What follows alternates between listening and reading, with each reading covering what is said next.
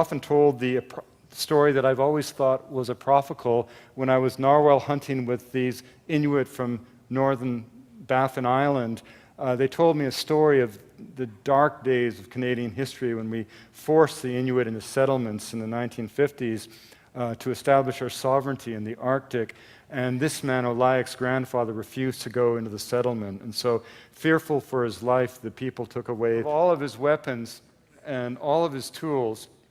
And so what did the old man do? He slipped outside into the Arctic night, pulled down his caribou hide and sealskin trousers, defecated into his hand, and as the feces began to freeze, he shaped it in the form of a blade.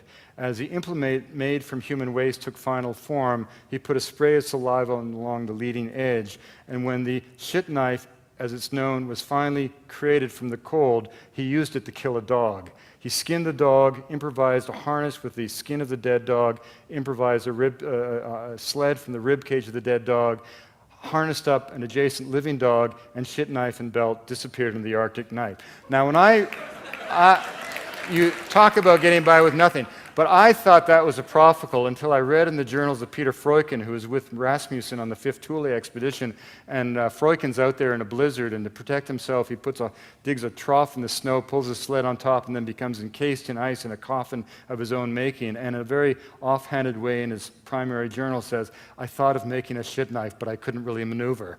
So